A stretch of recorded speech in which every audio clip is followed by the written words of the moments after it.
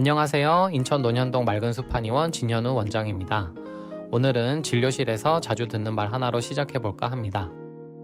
원장님, 밤에 자다가 손이 저려서 깨요. 자세 때문인가요?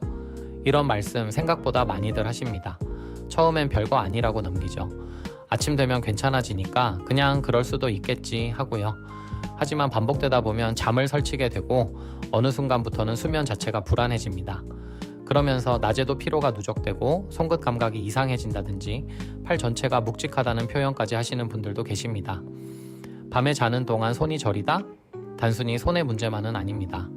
목, 어깨, 신경, 혈관, 심지어 자율신경계까지 복합적으로 작용하는 구조적인 문제일 수 있습니다. 그럼 본격적으로 살펴보겠습니다. 밤에 자다 손이 저리는 이유, 뭐가 있을까요? 첫 번째는 경추 문제, 즉 목뼈 쪽의 문제입니다. 경추에서 나오는 신경은 어깨, 팔, 손까지 이어지는데요. 경추가 틀어지거나 디스크가 살짝 돌출되면 이 신경이 눌리면서 손끝저림으로 이어집니다. 특히 수면 중엔 자세가 고정되기 때문에 경추가 틀어진 상태 그대로 몇 시간을 보내게 됩니다.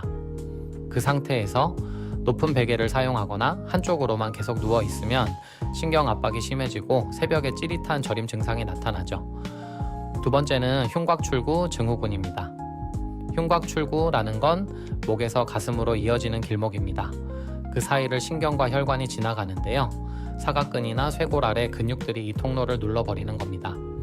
낮엔 괜찮다가도 밤에 옆으로 자거나 팔을 접은 자세를 오래 유지하면 이 부위 압박이 심해지면서 팔 저림, 손 저림, 때로는 팔 전체가 묵직해지는 느낌도 생깁니다. 세 번째는 손목에서의 문제, 흔히 말하는 수근관 증후군입니다.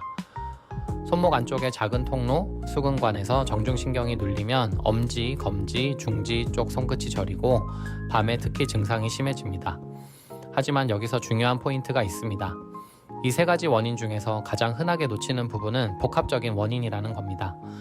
예를 들어 경추에서 이미 신경이 예민한 상태인데 거기에 흉곽출구 부위가 좁아지고 손목까지 긴장이 더해지면 저림 증상은 훨씬 쉽게 그리고 더 자주 나타납니다. 여기에 자율신경계 문제까지 겹치면 몸 전체 회복력이 떨어지고 혈류 흐름도 나빠져서 정상적인 자세에서도 저림을 느끼게 됩니다. 자율신경이란 우리가 의식하지 않아도 심장 박동, 혈압, 소화, 근육 이완 등을 조절해주는 시스템인데요. 스트레스, 과로, 수면 부족 등으로 균형이 무너지면 신경이 과민해지고 말초 감각이 예민해지는 현상이 생깁니다. 그래서 평소에는 안 그러던 사람이 스트레스를 많이 받은 날, 밤에는 손끝이 더 저리고 잠이 더 자주 깨는 일이 벌어지는 겁니다. 그럼 치료는 어떻게 해야 할까요? 진단은 정확히, 치료는 근본적으로. 저희 맑은숲 한의원에서는 다음과 같은 접근을 합니다. 경추의 정렬을 부드럽게 조절합니다. 단순한 마사지가 아니라 신경 통로를 열어주는 구조 교정입니다. 일자목이나 거북목이 있는 분들, 평소 자세가 안 좋은 분들에게 매우 효과적입니다. 경추 주변의 사각근, 승모근, 경합거근 등을 침으로 자극해 긴장을 풀고 눌린 신경을 해방시킵니다. 이완 효과가 빠르고 수면 개선에도 도움을 줍니다. 반복적인 통증이나 저림이 있는 부위에 한약 성분의 약침을 주입해 염증을 줄이고 회복을 돕습니다. 특히 흉곽출구 부위나 손목 부위에 효과적으로 사용할 수 있습니다. 몸 전체의 순환을 개선하고 자율신경계 균형을 회복시키는 한약을 처방합니다. 특히 손발이 자주 붓는 분, 스트레스로 몸이 긴장된 분에게 큰 도움이 됩니다. 손이 저리는 분들에게 가장 먼저 안내드리는 건 팔을 몸보다 위로 올리고 자지 마세요입니다. 팔을 위로 올린 자세는 흉곽출구 압박을 심하게 만듭니다. 또 한쪽으로만 자는 습관, 높거나 꺼진 베개 사용도 교정 대상입니다. 이런 치료와 생활 습관을 함께 병행하면 보통 2부터 3주 내에 증상이 줄기 시작하고 한 달 정도 지나면 대부분 밤에 깨는 일이 사라집니다. 마지막으로 한 가지 더 말씀드리고 싶습니다. 밤에 나타나는 손저림은 낮보다 더 정직한 증상입니다.